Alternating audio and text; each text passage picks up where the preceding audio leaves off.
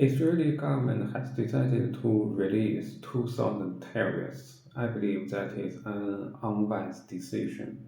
But I want to say that I'm very stupid at politics. Maybe that is a balance to negotiate or during the peace talk, and it will generate another problem where it create another thing where it created or generated another terrorism attack where those released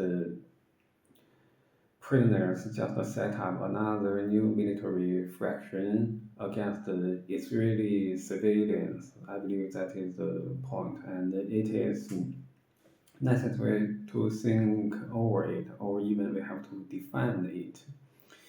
And I remember there is a famous American journalist interview to a female terrorist in 2011.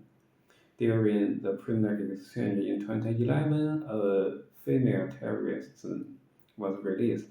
When she was young, she suffering from burn in neck and face, and she accepted burn therapy for her neck and face in an Israeli hospital, and so she got a permission from Gaza to Israel, and that was quite pressure at that time, and it was very difficult to get such kind of permission under the strict border control, and she also accepted medical treatment at Israeli hospital, but unfortunately he was recruited as a body bomb. That is a very sad story, and he was given a mission. His mission was simple. He just carried the bomb to deno, to detonate the bomb at the border checkposts, or to explode it in a bus, or to bomb the hospital. But he finally decided to bomb the hospital, which offered free medical services to her, and luckily he failed. This bomb failed to explode, and he was under arrest. Then he was sentenced to 12 years of imprisonment with strong evidence, and through the court's trial, and the whole process is legal and legitimate. During her imprisonment, he accepted education.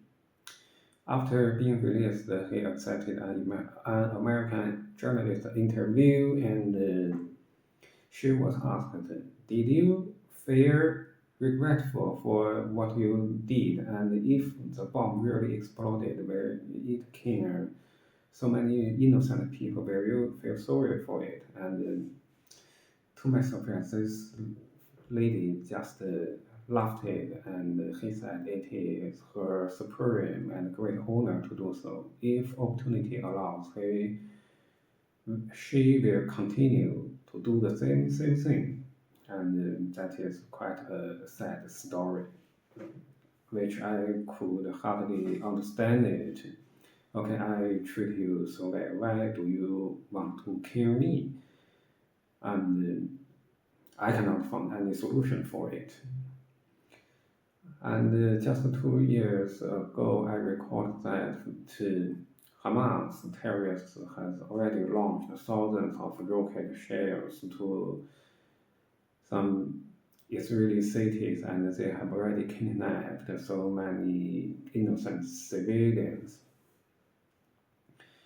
But it is a duty and opportunity for Israeli government and IDF to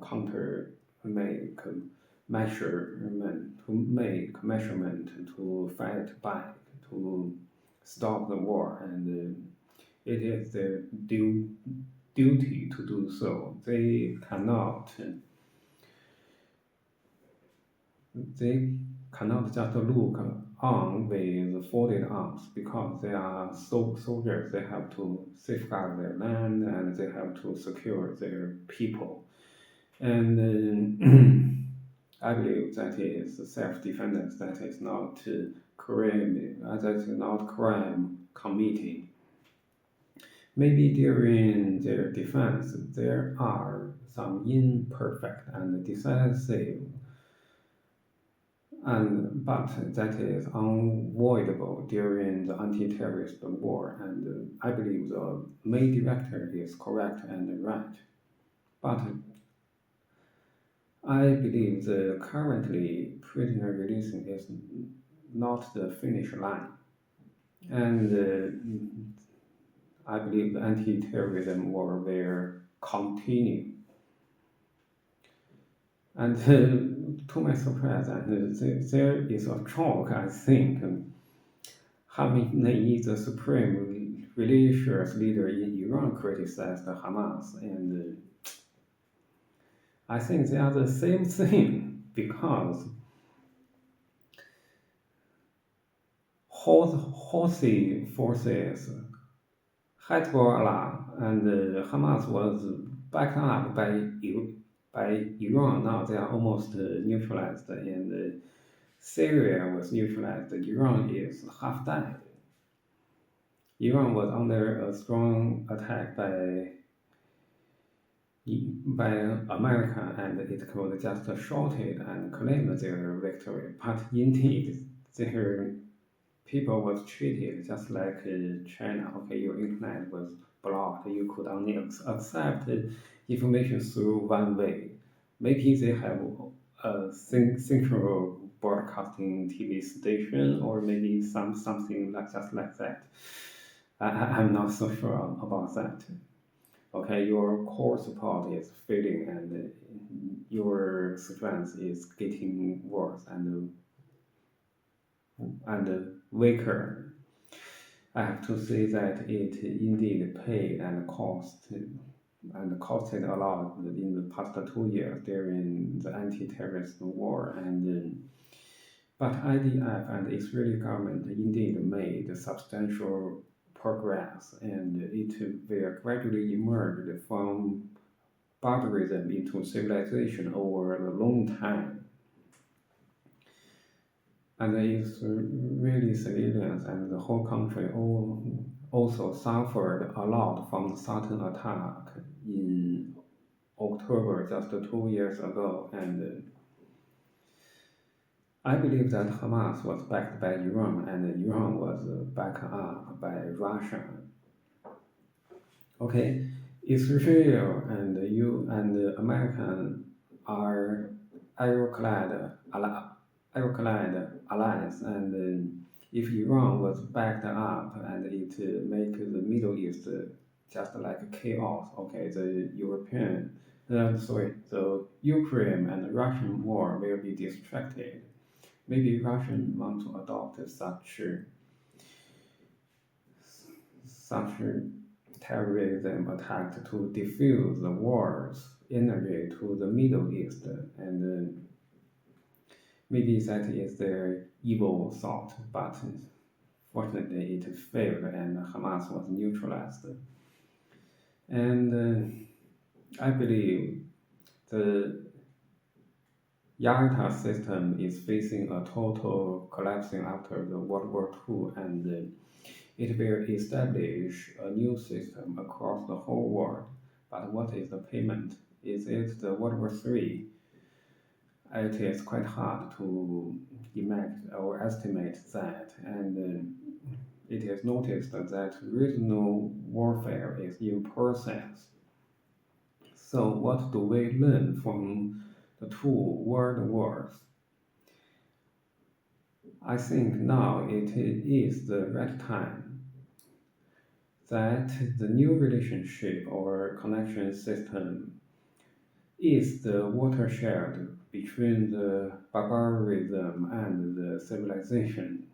We really have to learn that war or conflicts or war cannot end any conflicts of interest. The only way to in the world is the peaceful talk and the communication.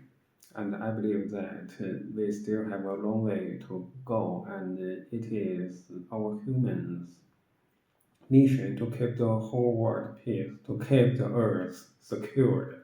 If not, okay, our human will be terminated by ourselves, and maybe we will become the fossils in military at the next civilization on the earth, and maybe they will found our fossils under the earth. If we do not believe so, and if we cannot accept the truth, if we cannot learn anything from the two world wars, and that is the end of human being. Thank you, or welcome to Frank's talk show. Thank you very much.